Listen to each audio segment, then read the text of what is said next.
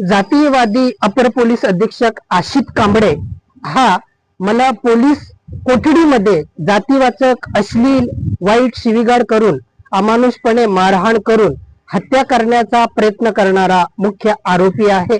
नंदुरबार जिल्हा कोर्टमध्ये याबाबत केस सुरू आहे। जय वडवी या आदिवासी तरुणाची नंदुरबार मध्ये हत्या करण्यात आली। या हत्याकांड मध्ये एक पोलीस आरोपी ठरला जो नाशिक सेंट्रल जेल मध्ये बंदिस्त आहे। जय वडवी हत्याकांड हे प्रकरण षडयंत्र होतं। या षडयंत्रामध्ये जातीयवादी आशित कांबळे सारखे काही संशयित पोलीस अधिकारी सुद्धा सामील आहेत। म्हणून या प्रकरणाची SIT मार्फत चौकशी करण्यात यावी अशी आम्ही मागणी केलेली आहे। माझ्यावरती पोलिसांचा अत्याचार सुरू असतानाच माझ्या वडिलांची हत्या करण्यात आली, म्हणून मला मारहाण प्रकरणातील जातीयवादी आशित कांबळे सारखे पोलीस अधिकारी संशयित आरोपी आहेत हे सत्य समोर येईल। वादग्रस्त भ्रष्ट तत्कालीन जिल्हा शल्य चिकित्सक नंदुरबार डॉक्टर वर्षा लहाडे यांच्या विरोधामध्ये आम्ही 34 दिवस आंदोलन केले होतं। आंदोलनानंतर या वर्षा लहाडेंनी करोडो रुपयांचा भ्रष्टाचार केला।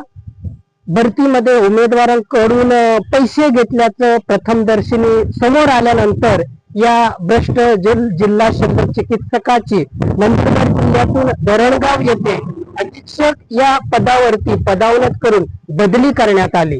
ह्या भ्रष्ट डॉक्टर वर्षा लहाडे ह्या आशित कांबळे यांच्या जातीच्या होत्या, म्हणजेच त्या SC समाजाच्या होत्या। म्हणून त्यांच्या संपर्कात राहून सूडबुद्धीने बदलेच्या भावनेने आशित कांबळे यांनी पोलीस कोठडीमध्ये मला मारहाण करून हत्येचा प्रयत्न केला। त्यानंतर शहादा तालुक्यातील खेरवे बडगाव येथील पोलीस पाटील धनराज उत्तम पानपाटील हा आदिवासी महिलांना व आदिवासी तरुणांना घरात घुसून मारहाण करत होता। म्हणून याला पोलीस पाटील पदावरून हटवा या मागणीसाठी आम्ही बिरसा फायटर संघटनेसह अनेक आदिवासी संघटनांनी प्रांत अधिकारी शहादा कार्यालयासमोर आंदोलन छेडलं होतं आणि त्यानंतर या पोलीस पाटीलची चौकशी लावण्यात आली होती। हा पोलीस पाटील सुद्धा SC समाजाचा होता, आशिष कांबळे यांच्या जातीचा होता। म्हणून सूड बुद्धीने बदलेच्या भावनेने आशित कांबळे यांनी पोलीस कोठडीमध्ये मला अमानुषपणे मारहाण करून हत्येचा प्रयत्न केला।